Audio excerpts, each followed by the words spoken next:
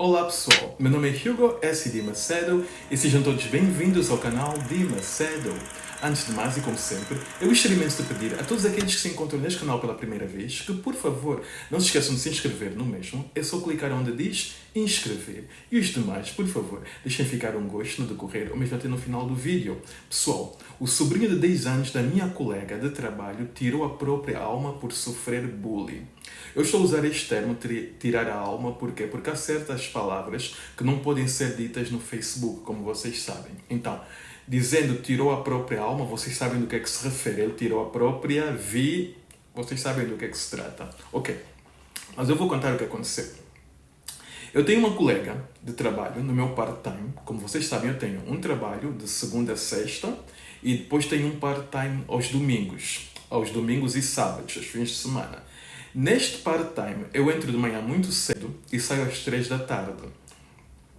Esta minha colega, que eu vou contar o caso, cujo sobrinho tirou a própria alma, ela entra às 3 e vai até às tantas da noite, até às 10. Normalmente a gente se encontra entre turnos. Eu estou a sair, ela está a entrar, ainda ficamos uns 10, 15, muitas das vezes até 20 minutos a conversar, antes dela começar o trabalho dela e eu ir para casa. Ok. Esta mesma colega minha, ela vive com a mãe e com a irmã num prédio de 3 andares. Cada uma vive num andar. Um prédio pequenino. A mãe delas, da minha colega e da irmã, cuida dos filhos da minha colega e da irmã. Por quê? Porque elas chegam a casa muito tarde. As duas trabalham um período quase da noite mesmo, não quase. As duas trabalham no período da noite, então chegam a casa muito tarde e a mãe fica com os netos. A mãe da minha colega. Ok, há um dia em que a minha colega estava a trabalhar, ela tinha que terminar o período dela de trabalho às 10, por volta de 8h50, quase 9, a mãe dela fica a ligar para ela persistentemente. A minha colega a princípio tentou ignorar as chamadas, mas depois viu que a mãe estava a ser persistente e ficou preocupada. Por quê? Porque poderia ter acontecido alguma coisa com os filhos dela, da minha colega. Minha colega foi para o quarto de banho, a correr, e retornou a chamada à mãe dela.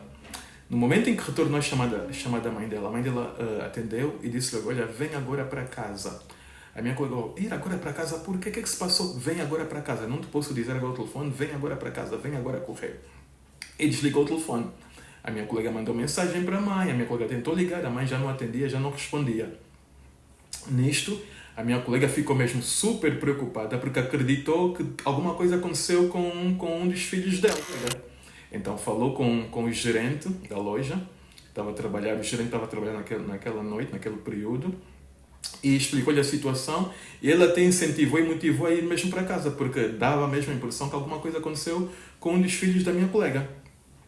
A minha colega foi para casa, assim que chegou, encontrou a mãe e a irmã na entrada do prédio já a chorarem. A mãe, a irmã, um carro da polícia e carro dos bombeiros, a ambulância, tudo aquilo. Porque aqui nos Estados Unidos, se alguém, por exemplo, está doente, quando chamam a ambulância, também chamam os bombeiros e tem alguns casos até já chamam também a polícia. Ok. Nisso, o que aconteceu? Resumindo a história, o que aconteceu? Aconteceu que a avó estava a cuidar de todos os netos e o filho da irmã da minha colega, a certa altura, foi para o quarto de banho. Foi para o quarto de banho, o miúdo não abriu o quarto de banho. O tempo passava, as horas passavam, o miúdo não queria abrir o quarto de banho. O sobrinho da minha colega, o mais pequenino, irmão da irmã, filho da irmã da minha colega, irmão do menino que estava no quarto de banho, queria usar o quarto de banho. Chamou a avó. A avó calculou e disse: olha, esse menino já está no quarto de banho há muito tempo. Ok, levou o pequeno que queria usar o quarto de banho ao apartamento de baixo, ajudou-lhe a usar o quarto de banho, e às tantas a senhora voltou para o apartamento onde estava o mais velhinho no quarto de banho, o de 10 anos que estava a usar desde o princípio o quarto de banho já há muito tempo. A senhora, como tinha uma chave extra daquele apartamento, a senhora pega, porque estavam no apartamento da filha mais velha, que é a irmã da minha colega.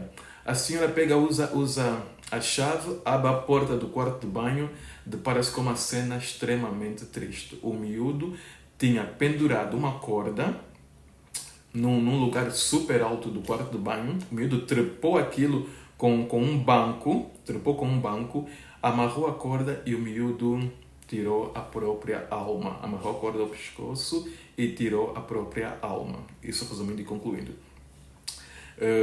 A senhora chamou as filhas, chamou a polícia, chamou os bombeiros, chamou a ambulância, tudo isto.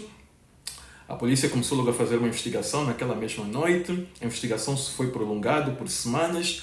A polícia fez perguntas a toda a família, à vizinhança ali perto, à escola do miúdo. A polícia depois chegou a uma conclusão que o miúdo tinha sofrido bullying na escola. Identificaram os meninos que lhe estavam a fazer bullying e o miúdo não aguentou, tirou a própria alma em casa. O surpreendente é que aquele menino nunca mostrou sinais de que estava a sofrer bullying. Era um miúdo que havia vezes que não queria ir para a escola, mas o que é natural, porque aqui as crianças vão para a escola de manhã muito cedo e há vezes que não querem acordar, passam a noite toda a jogar videogames, depois não querem acordar para ir para a escola. Então é assim que pensaram que as coisas estivessem a passar. Das poucas vezes que ele mostrou falta de interesse em ir para a escola, pensaram que fosse mesmo só preguiça. Então, este vídeo que eu estou a fazer aqui agora, esse vídeo que estou a apresentar para vocês, é para as pessoas terem cuidado que nem tudo que esses meninos estão a passar na escola é desconto em casa. No meu tempo, no nosso tempo, éramos todos muito psicologicamente mais fortes. Hoje esses miúdos são ligeiramente mais sensíveis, está a perceber? Não só não se comunicam, como também não aguentam certas pressões. Quase todos nós já sofremos bullying na escola.